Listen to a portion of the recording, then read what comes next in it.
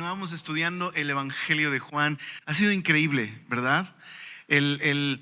Si has leído algún evangelio anteriormente, bueno, qué bello es poder una vez más estudiar la vida de Jesús y nuestro Salvador, tenerlo presente estos miércoles. Pero también quizás habías oído de la historia de Jesús, no habías propiamente leído algún evangelio, y creo que este tiempo también va a ser una gran bendición para ti, puesto que algunas historias vas a recordarlas, algunas historias que quizás escuchaste en tu infancia, algunas historias que has escuchado en algunas enseñanzas de la Biblia, pero también te vas a sorprender de algunas otras historias que no sabías que estaban ahí, o no creíste que Jesús dijera esas cosas. Así que para aquellos que hemos por algún tiempo atrás estado en contacto con algún evangelio, esta es una oportunidad para de manera fresca volver a escuchar a Jesús, escucharle con claridad. Y para aquellos que no han tenido esa experiencia, esta es una oportunidad también para escuchar a Jesús y permitir que Él hable directamente a tu vida.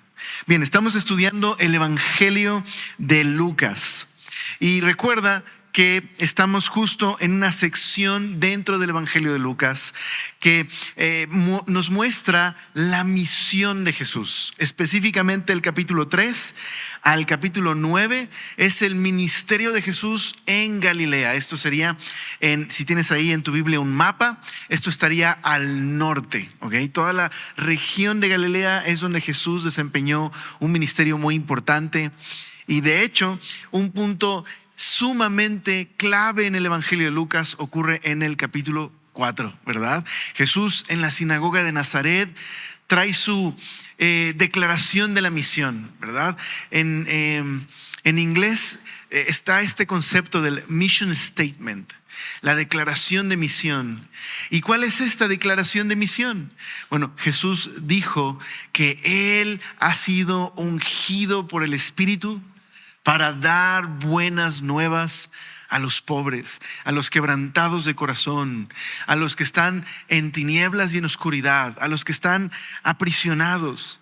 Jesús viene a proclamarles la gran liberación de Dios, el año de rescate por medio de su ministerio, de su vida, de su muerte, de su resurrección.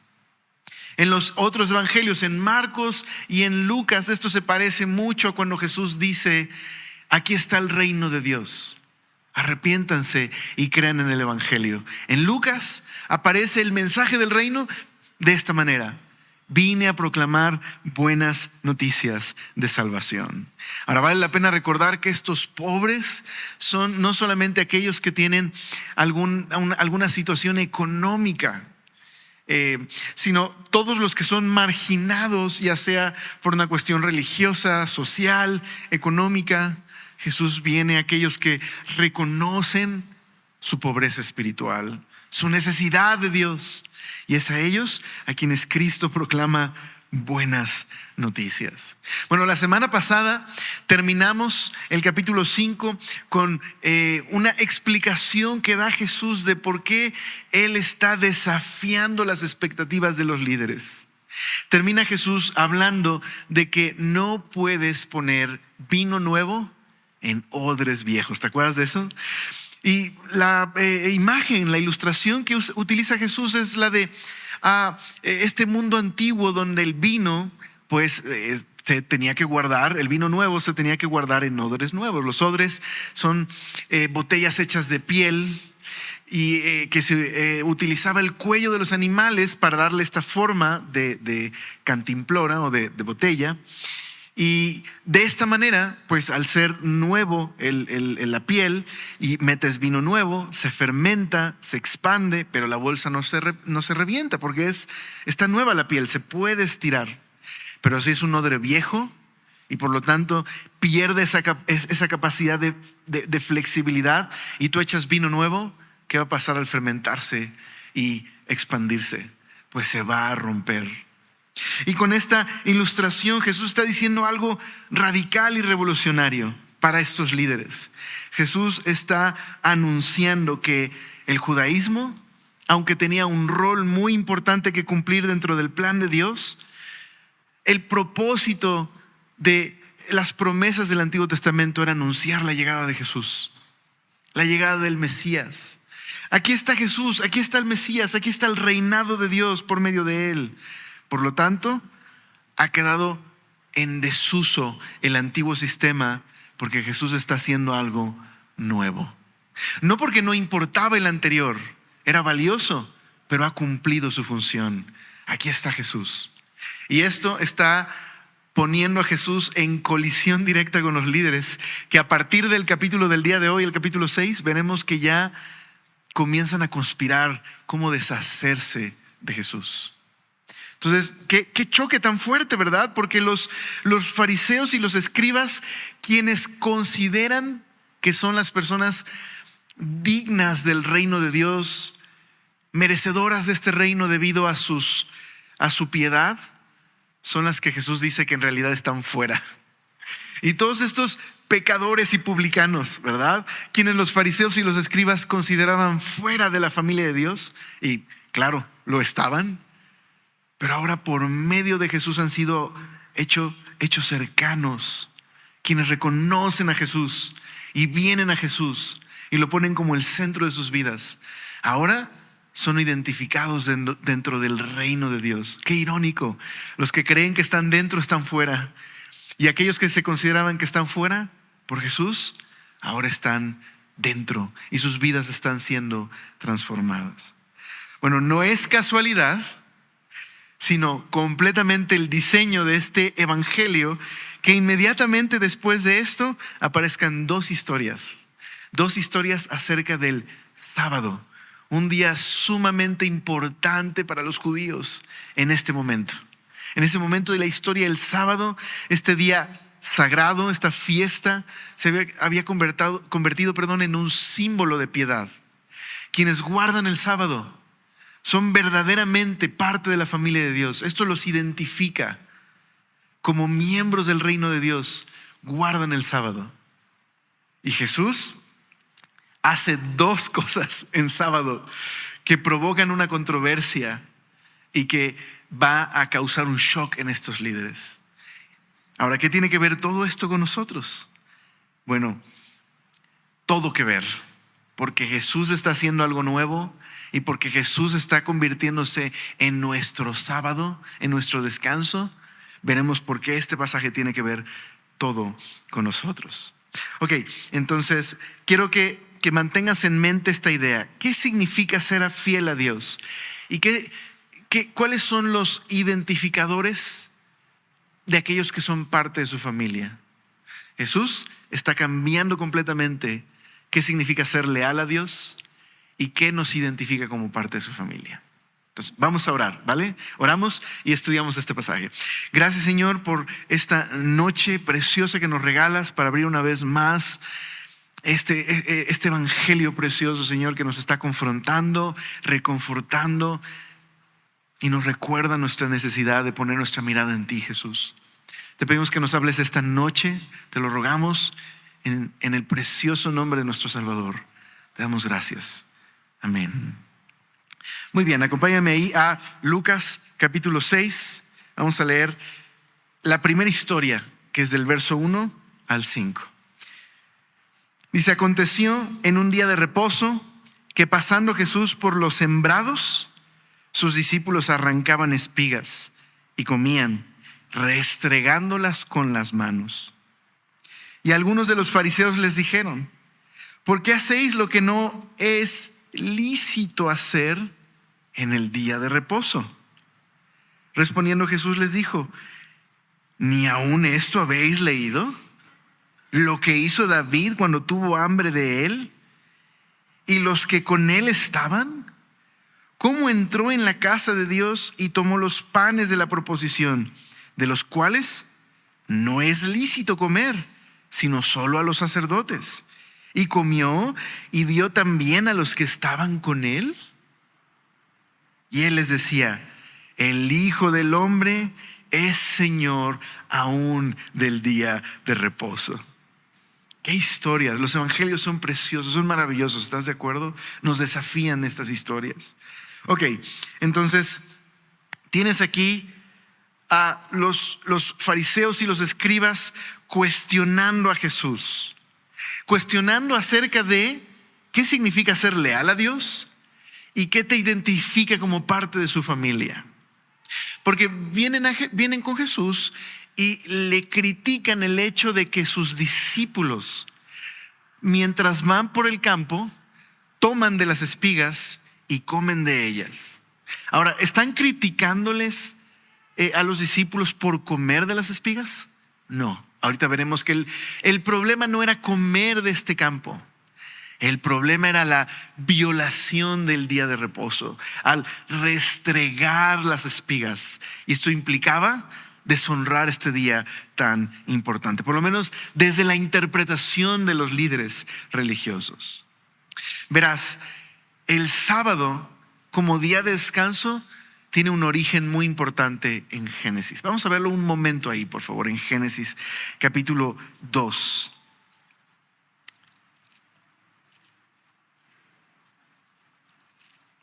Génesis nos narra la importancia que tenía este día de reposo. Cuando termina la creación, Dios bendice la creación y declara las siguientes palabras en el verso 1 y 2. Dice Génesis capítulo 2, verso 1 y 2. Fueron pues acabados los cielos y la tierra y todo el ejército de ellos. Y acabó Dios en el día séptimo la obra que hizo. Y reposó el día séptimo de toda la obra que hizo. Y bendijo Dios, ¿a qué día? Al día séptimo. Y lo santificó. Esto es, lo consagró, lo dedicó como un día especial. ¿Por qué? ¿Por qué hizo esto? ¿Por qué separó este día de los demás días? Porque en él reposó de toda la obra que había hecho en la creación. Ok, entonces el origen de por qué este día es tan importante es porque el día que Dios detuvo su acto creativo porque terminó, y es un día entonces que representaba plenitud. De hecho, el símbolo de terminar en este día y reposar tiene más que la idea, quizás en nuestra concepción de reposar como que se acostó. Dios evidentemente no duerme ni necesita descanso. Tiene que ver más bien con la idea de se sentó a reinar. Este día marca un día importante porque Dios terminó su día, su semana creativa. Se sienta a reinar, a gobernar su creación. Bueno, más adelante en la historia bíblica vemos que la humanidad peca y que la humanidad se dispersa y el pecado, por lo tanto, entra en el mundo de Dios y comienza a corromper la creación. Bueno, Dios tiene un plan de rescate, no va a dejar a la humanidad así, en esta condición de pecado. Así que Dios planea rescatar a la humanidad. ¿Pero cómo lo hace? Bueno, en la historia bíblica, Dios elige una familia, la familia de Abraham. Una familia que termina por distintas razones esclavos en Egipto. Y Dios en su plan salva a su familia, esta familia que ha elegido de Egipto, de la esclavitud, los rescata de Faraón y los convierte en una nación especial.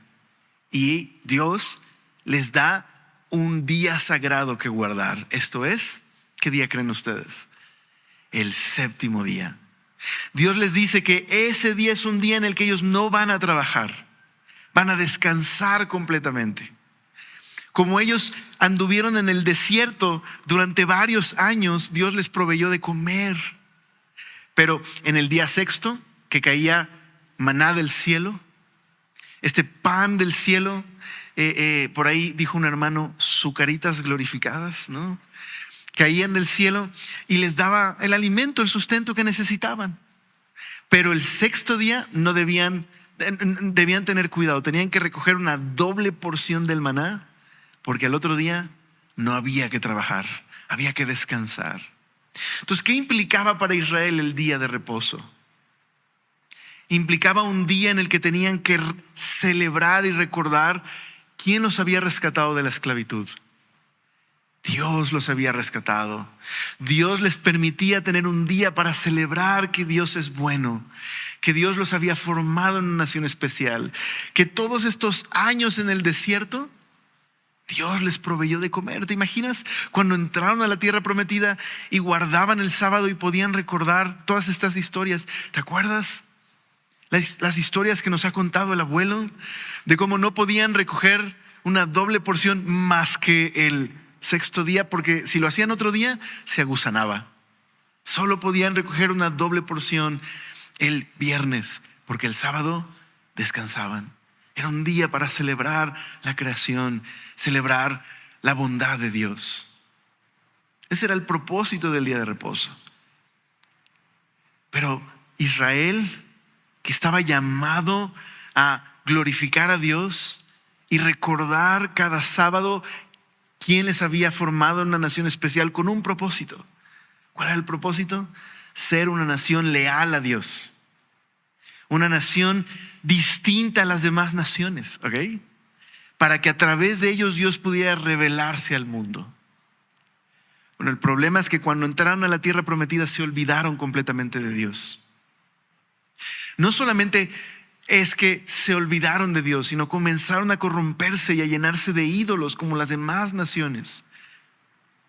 Así que Dios les envió profetas para advertirles, pero ellos no escucharon la voz de Dios. Y por fin, después de 300 años de insistencia divina, Dios mandó una disciplina, el exilio. Este pueblo fue arrancado de la tierra donde debían descansar. Fueron llevados a Babilonia. Cuando regresaron del exilio, aprendieron la lección. Así que para el tiempo de Jesús, ya habían experimentado la amargura de estar bajo el dominio de otros reinos. Habían estado bajo Babilonia, bajo los persas, bajo los griegos y en ese momento bajo los romanos. ¿Qué significaba que una nación pagana como Roma estuviera establecida en el territorio de la tierra prometida? Pues para muchos esto simbolizaba que no estaban siendo fieles a Dios, no estaban protegiendo lo que los hacía distintos. ¿Ok? ¿Se entiende?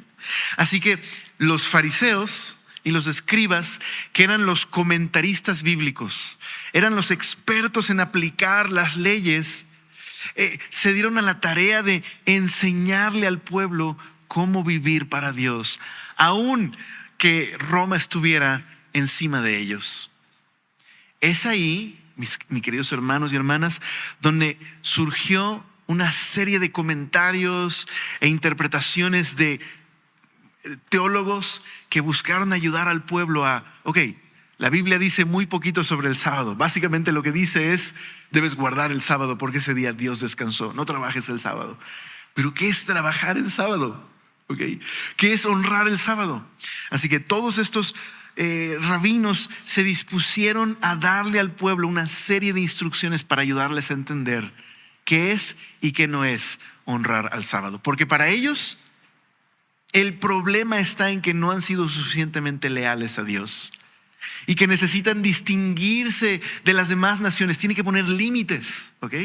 Bueno, el sábado para los judíos del tiempo de Jesús era muy importante porque era una manera de ser fieles a Dios y de distinguirse de entre todas las demás de sus vecinos, para que entonces Dios pudiera rescatarles de Roma. ¿Ok? Pero aquí está Jesús y está echando todo a perder, ¿ok?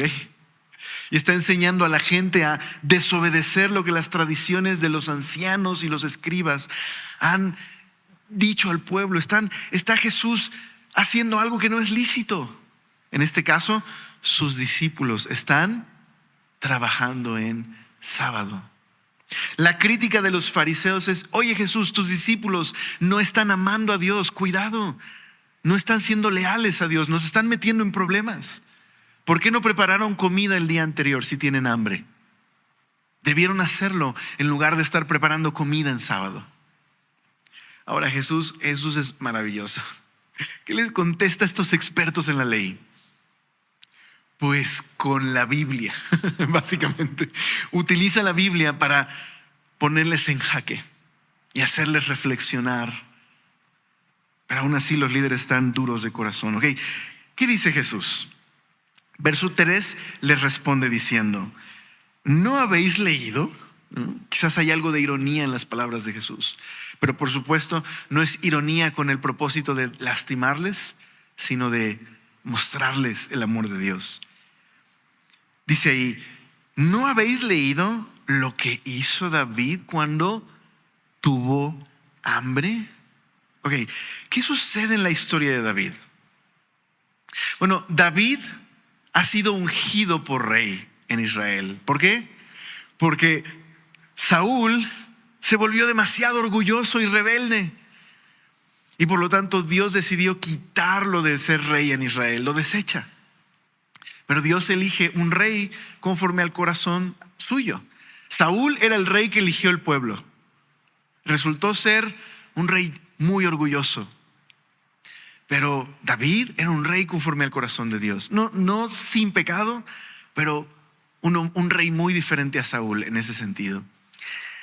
Y bueno, Saúl, lleno de celos, comienza a perseguir a David. David tiene que huir. Y en esa huida con sus hombres está en una situación precaria de crisis. Están muriendo de hambre. Así que llegan justo al tabernáculo con el sacerdote. Y lo que hace David es pedirle al sacerdote que le dé de comer del pan que solamente los sacerdotes pueden comer. Como el día de reposo, este pan está consagrado. Está dedicado solamente a que participen los sacerdotes de él. Pero David lo pide, come de él y no pasa absolutamente nada. Ni el sacerdote le recrimina, ni vemos en esta historia que Dios se moleste. ¿Qué da a entender Jesús? Que por encima de esta ley acerca de los panes estaba la vida de David y de sus hombres. Así que algunos interpretan que esto es lo que está diciendo Jesús. El sábado, por muy especial que sea este día, no honras más a Dios al permitir que personas en necesidad sufran por cumplir tu ritual. Por encima del ritual están las necesidades de las personas. Así que quizás Jesús está diciendo esto. El sábado es un día de descanso, un día en que confías en Dios y en su provisión. Y ustedes están quejándose de un grupo de hombres que están en necesidad, en lugar de ver una oportunidad para saciar su necesidad. Así que se están olvidando de lo que es prioridad para Dios. ¿Qué honra más a Dios en sábado? ¿Cumplir el ritual o salvar la vida de otra persona? Bueno, veremos en la siguiente historia que a Jesús le importan más las personas. Pero por otro lado, Jesús está diciendo algo sumamente profundo aquí que veremos en un momento más. Pero quiero que veas esto. Estos líderes convirtieron un día de devoción a Dios en una carga para las personas. Qué tragedia, ¿verdad? Qué irónico convertir un día especial para amar y servir a Dios y convertirlo en una carga para los hombres. ¿Por qué? Porque en su afán de ser obedientes se han olvidado que las personas y su necesidad están por encima del ritual. Pero aquí va algo muy profundo que va a decir Jesús. Si te das cuenta, ¿cómo termina Jesús en el verso 5? Diciendo, Él les decía, el Hijo del Hombre es Señor aún del día de reposo. ¿Qué quiso decir Jesús al terminar de hacer alusión a una historia que tiene que ver con David y la comida en una comida dedicada, prohibida para cualquier persona, pero que David y sus hombres comen? ¿Qué tiene que ver con Jesús diciendo yo soy el Hijo del Hombre? ¿Okay? Chequen lo que está haciendo Jesús. ¿Quién es David en la historia bíblica? El rey elegido por Dios, pero no reconocido, sino perseguido por Saúl. ¿Okay? David no tomó por la fuerza el trono. Esperó el momento en que Dios lo vindicara y lo pusiera por Señor en Israel. Incluso cuando tuvo a Saúl en sus manos, no lo mató, porque esperó que Dios fuera quien lo colocara por rey. Es el rey no reconocido, pero elegido por Dios y vindicado por Dios. ¿Ok? ¿A quién tienes en esta historia frente a los fariseos? Al rey, que como leímos en Lucas capítulo 4, él es el ungido. Este es el Mesías. Este es el hijo de David. Aquí está el rey no reconocido por los suyos, pero elegido por Dios y que también será vindicado, no Jesús tomando el trono por la fuerza, sino vindicado por Dios. ¿Cómo vindicará Dios a Jesús? Lo va a levantar de entre los muertos. Por eso Jesús está usando este título tan importante, familia. Este título, el Hijo del Hombre. ¿De dónde viene este título? Bueno, en Daniel capítulo 7, verso número 13. Solo acompáñame un momento ahí. Jesús va a usar mucho este título, pero acompáñame un momento ahí.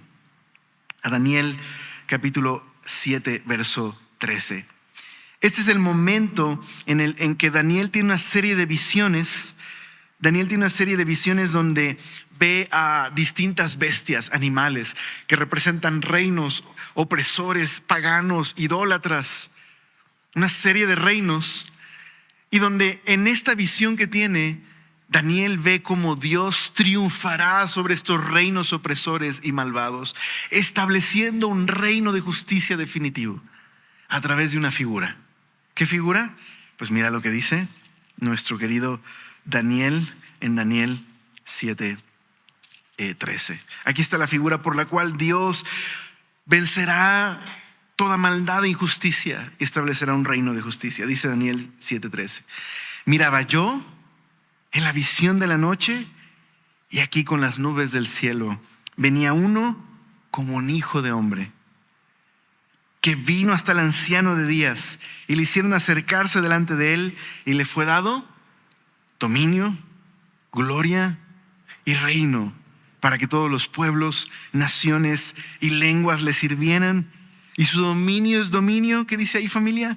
Eterno, que nunca pasará. Y su reino, uno que nunca será destruido. Ahí está Jesús, el Hijo del Hombre, comenzando a establecer su reinado, ¿verdad? Porque ¿qué fue lo que dijo en su declaración de la misión? Dios me ungió para dar buenas noticias a los pobres, a los quebrantados, a los rotos, a los oprimidos, a predicar el año agradable del Señor. Ahí está Jesús diciendo, aquí está el reino de Dios. Por eso ellos comen en sábado. Porque yo soy el Hijo del Hombre, quien le da propósito, interpretación, claridad al sábado, quien cumple el verdadero propósito del sábado. ¿Ok? Al final hablamos de eso. Pero aquí está. Por eso ellos pueden comer con libertad. Porque aquí está el rey y aquí está el reino. Aquí está el Hijo del Hombre. ¿Qué bomba les deja caer Jesús? ¿Estás de acuerdo? A los religiosos. Una gran bomba. Con el propósito que se arrepientan. Pero veremos tristemente que sus corazones están sumamente endurecidos. Mira lo que dice el verso 6 al 11. Aquí está la otra historia. Aconteció también en otro sábado o otro día de reposo, que él entró en la sinagoga, o sea Jesús, y enseñaba. Y estaba allí un hombre que tenía seca la mano derecha, tenía una enfermedad. Y le acechaban los escribas y fariseos para ver si en el día de reposo lo sanaría, a fin de hallar de qué acusarle.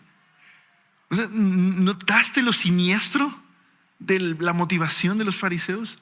Están ahí, no están observando a un hombre necesitado y el sábado como una gloriosa oportunidad de celebrar al Creador y suplir la necesidad de este hombre. Están viendo cómo hacer caer a Jesús. Están mirando con morbo. Qué terrible, qué terrible. Dice un comentarista bíblico, la siniestra incredulidad de estos fariseos, la siniestra naturaleza de la incredulidad. de los fariseos. Entonces, ¿qué hace Jesús? Dice el verso 8, mas él conocía los pensamientos de ellos. Como la otra escena, ¿verdad? Cuando rompen el techo los amigos y bajan al paralítico y están murmurando justo los religiosos diciendo, ¿qué les pasa? ¿Cómo se atreven a hacer esto? Sobre todo porque Jesús va y le dice al hombre, tus pecados te son perdonados. Y ellos dicen, ¿cómo se atreve a hacer esto? ¿Quién se cree? Y ahí Jesús una vez más demuestra que Él es el Hijo del Hombre que puede perdonar. Así también aquí Jesús conoce lo que hay en el corazón y los pensamientos de ellos. Y dijo al hombre que tenía la mano seca, levántate y ponte en medio. ¿No te encanta Jesús? Y él, levantándose, se puso en pie. Entonces Jesús les dijo, os preguntaré una cosa. ¿Es lícito en día de reposo hacer bien o hacer mal? ¿Salvar la vida o quitarla? Y mirándolos a todos alrededor, dijo al hombre, extiende tu mano. Y él lo hizo así, y su mano fue restaurada. Y ellos se llenaron de furor y hablaban entre sí qué podrían hacer contra Jesús.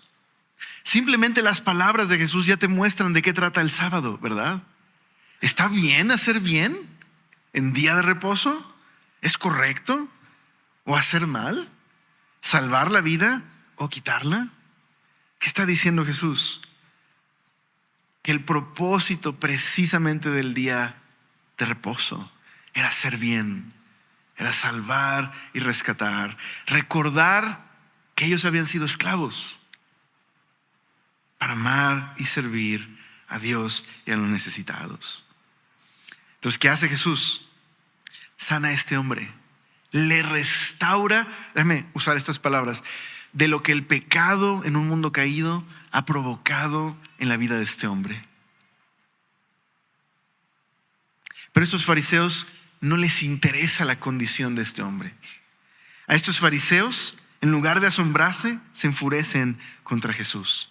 Solo les preocupa de por qué Jesús está violando el sábado. Si en la escena anterior hubiera una pregunta, la pregunta de los fariseos a Jesús sería, ¿quién te crees? ¿Cómo te atreves a romper con lo que las tradiciones de los ancianos dictan? La respuesta de Jesús es, el Hijo del Hombre tiene autoridad sobre el día de reposo. En esta escena, la pregunta sería de Jesús hacia los líderes religiosos, ¿está bien hacer el bien en día de reposo? ¿Honrará a Dios más salvar una vida que guardar el ritual? No responden los fariseos, pero Jesús responde al sanar a este hombre. A esto vino Jesús, a darle verdadero cumplimiento al sábado, a traer verdadero reposo a este hombre que en día de reposo está afligido por esta enfermedad. Así que uno, al ver a estos escribas y fariseos furiosos, se pregunta, ¿qué estaba más seco? ¿La mano de este hombre o el corazón de estos líderes? ¿En dónde habría más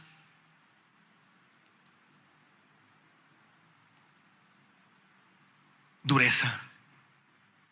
En sus corazones, ¿verdad? Los corazones de estos líderes. Es peor la condición de sus corazones que de la mano de este hombre. Están molestos porque en un día santo Jesús hace el bien.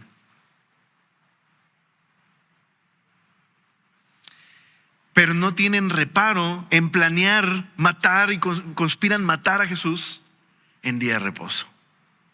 ¿Ok? ¿Notas la ironía ahí? Jesús les pregunta, ¿está bien hacer el bien o el mal, salvar o quitar la vida? Porque conoce lo que hay en sus corazones. Ellos están furiosos de que Jesús le otorga vida a un hombre en día de reposo. Ellos ofendidos no se dan cuenta que sus corazones planean hacer el mal y matar en día de reposo. Qué terrible es la hipocresía religiosa. Nos ciega completamente. Qué terrible. Así que al final, Esta historia nos muestra la diferencia entre vivir religiosamente y lo que es el reino de Dios. Si juntamos la historia de la semana pasada, el llamamiento de Leví, siendo un recaudador de impuestos, ahora es un discípulo de Jesús. La pregunta acerca del ayuno, ¿verdad? Y la controversia sobre el sábado nos enseña una cosa. La actitud religiosa le encanta poner etiquetas y distanciar a los pecadores. El reino de Dios es buena noticia para los pecadores, porque Dios quiere restaurar y salvarlos, porque Dios quiere revelarse a sus vidas. La religiosidad cierra las puertas a los enfermos, pero las buenas noticias abren las puertas para aquellos que reconocen su necesidad. La religiosidad hace de algo como el ayuno una mera observación religiosa. El reino de Dios, hasta ayunar, es una expresión de devoción y amor en respuesta a lo que ha hecho Jesús. En la controversia del sábado nos podemos dar cuenta que la religiosidad regularmente pone encima el ritual a la necesidad de las personas. En el reino de Dios recordamos que Dios ama a las personas y que están por encima de los rituales. Entonces, a la pregunta del principio, ¿qué nos identifica como parte de la familia del reino?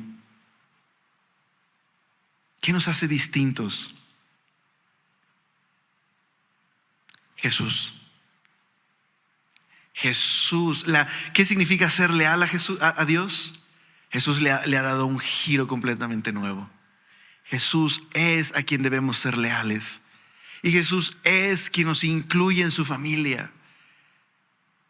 Es Jesús nuestro sábado. Es en el que tiene verdadero sentido y propósito las expresiones de devoción, porque Él es el Salvador.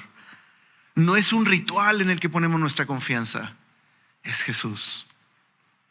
Es muy interesante, quizás has oído este verso de boca de Jesús, pero Jesús le dice a la multitud: aprendan de mí que soy manso y humilde de corazón. Lleven mi yugo, porque mi yugo y mi carga son ligeros. ¿Has oído ese texto de Jesús? Bueno, sabes, hay algo muy interesante. Jesús en otros evangelios justo pronuncia estas palabras cuando casi termina su ministerio en Galilea. Y después de que hemos visto todas estas controversias, en este tiempo, ¿sabes a qué llamaban a la ley? Un yugo. Lleven el yugo de la obediencia a la ley, porque trae libertad, trae descanso. Irónicamente, el yugo de los fariseos en realidad no traía descanso. Y Jesús está literalmente diciendo: no, más bien lleven mi yugo. Se trata de mí. Pongan en mí sus cargas. Aprendan de mí que soy manso y humilde de corazón, y yo les daré descanso. Se trata de Jesús. Eso es lo que define todo Jesús. Entonces, terminemos hoy, esta noche, reflexionando en lo siguiente. ¿Cuál era el propósito del día de descanso originalmente? En Génesis, el propósito del día de descanso es que el ser humano pudiera alabar a Dios y pudiera glorificarle a través de gobernar el mundo junto con Él, como un compañero. Dios creó al ser humano para gobernar el mundo junto con Él, para adorarle y glorificarle al tomar los recursos de la tierra y utilizarlos para su gloria y el bienestar de los demás. Pero ese propósito quedó corrompido. ¿Por qué causa? Por causa del pecado. Porque el ser humano trató de ser su propio Dios y definir el bien y el mal a su manera. Entonces el propósito original quedó distorsionado. Ya no había reposo. Y por lo tanto, a partir de ahí, el mundo está bajo maldición. Y los seres humanos tratando de ser su propio Dios, corrompiéndose y en su egoísmo trayendo dolor y sufrimiento al mundo.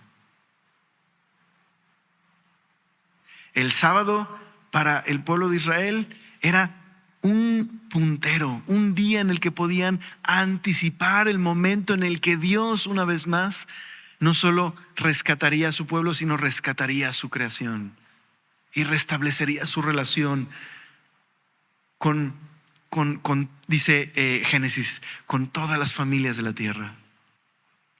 Pero Israel fracasó en esa misión y terminaron exiliados. Pero aquí está Jesús, el cumplimiento del sábado. Jesús viene a ponerle fin al pecado y la corrupción para convertirse en nuestro descanso. Eso es muy interesante. Dios del caos creó el mundo, ¿verdad? Y hizo una creación llena de propósito. ¿Y qué santificó? El séptimo día, ¿ok? Una semana, ¿ok? 6 días, con un séptimo día en el que celebraban la creación, ¿ok? Pero por causa del pecado quedó distorsionado ese propósito. En los evangelios, Jesús es quien lleva nuestro pecado, nuestras maldades. Él vivió la vida obediente que tú y yo no podemos vivir. Y murió la muerte que merecemos por causa del pecado. Llevó nuestra maldición a la cruz. ¿Okay? Fue sepultado y resucitó, dando inicio a una nueva semana, a un nuevo comienzo, a una nueva creación. Por eso, el primer día de la semana, bien tempranito, la tumba estaba vacía. Jesús, glorioso y resucitado, venciendo a la muerte y al pecado que han traído tanto dolor y corrupción en la creación de Dios, inaugurando un nuevo día, una nueva creación. Por esa razón, los cristianos empezaron, y otras más, a celebrar el domingo, el día de la victoria del Señor, el día del nuevo comienzo de una nueva semana. ¿Okay? Jesús inauguró una nueva creación.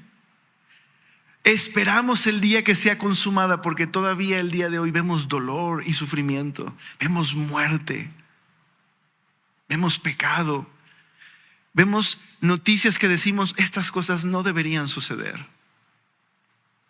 Esto nunca debería pasar, pero sucede en un mundo por causa del pecado. Pero que Jesús dejara la tumba vacía e inaugurara la nueva creación apunta al día en que Jesús volverá y se consumará lo que comenzó.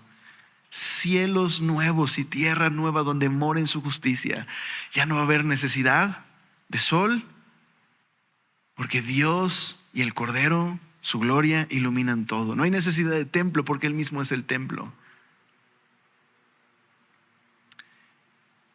Sin maldición, sin muerte y sin pecado. Pero mientras eso sucede, mientras llegamos a ese día, entonces ¿qué trata el sábado para nosotros? El sábado es Jesús. Él es nuestro descanso.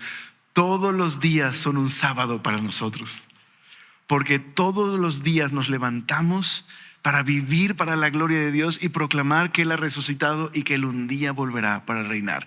Pero especialmente hay un día en que nos reunimos, el domingo. Y ese día proclamamos todos juntos que hace 2000 años el Hijo del Hombre llevó nuestra maldad y nuestros pecados, murió y Dios lo resucitó. Está reinando a la derecha del Padre y un día volverá. Esa es la razón verdadera de nuestra devoción. Jesús, no un ritual, Jesús. Nos reunimos alrededor de Jesús. Nuestra vida se trata de Jesús. Él es el sábado. Él es quien, como este hombre de la mano seca, ha comenzado un proceso de restauración en nuestra vida, para que podamos entonces verdaderamente amarle y seguirle plenamente. Y un día, cuando Él vuelva, esa obra quedará completa y estaremos con Él para siempre. Mientras tanto, cuando te vas a dormir y despiertas al otro día, quiero terminar con estas 4 ideas de cómo aplicar el sábado en lo práctico, ¿okay? El concepto del sábado.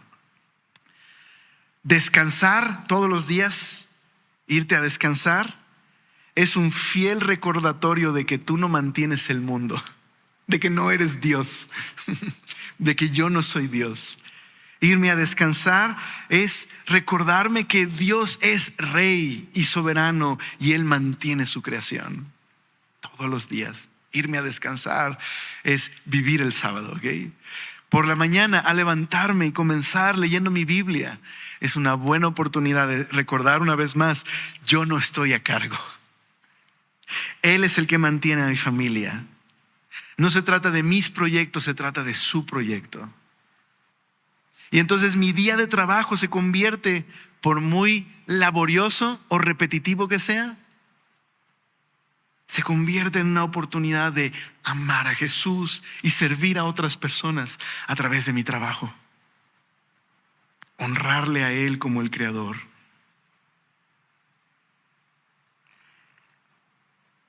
Congregarme y descansar en el Señor. Venir el domingo a la iglesia no solo es cumplir un ritual, familia. Es celebrar al Creador, es celebrar nuestra redención. Al reunirnos los domingos declaramos nuestra libertad al mundo. No somos más esclavos del pecado. Él nos ha redimido, somos parte de su familia. Y también proclamamos a todos que hay perdón en Jesús y que Él es el descanso verdadero. Y que pueden venir aquellos que están cansados y cargados y descansar en Él. De eso trata. Verdaderamente Jesús es nuestro sábado. Así que quiero preguntarte, en esta historia, ¿de qué lado estás? ¿Como los fariseos, endurecido, justo a tus propios ojos, con un corazón más seco que la mano de este hombre? Porque ellos decían que amaban a Dios. Se justificaban que amaban a Dios y estaban cumpliendo rituales y por dentro muertos. Está tu honra y tu orgullo en cumplir con rituales como cristiano, o es Jesús tu devoción? Y has venido a Él como un pobre y quebrantado, que puedes celebrar como este hombre que fue sanado, que Jesús es quien nos está restaurando. Es la tarea que cada uno tiene que meditar esta noche. Oramos. Señor, gracias por ser tan bueno y gracias porque, Señor, nos rescataste de una vida inútil y vana, de una vida de pecado y egoísmo, de una vida para nosotros mismos, de la ruina y la muerte. Señor, tú llevaste nuestro pecado a la cruz y nos diste libertad, Señor. No nos permitas vivir un solo día sin recordar este mensaje, Señor. Tú eres nuestro reposo y nuestro descanso y queremos celebrar todos los días con nuestra vida que tú eres nuestro Creador y Redentor. Señor, perdónanos si hemos convertido nuestra relación contigo en un cumplimiento de rituales, poniendo etiquetas a otras personas, creyéndonos más justos que los demás, en lugar, Señor, de adorarte a ti, Señor, de reconocerte a ti.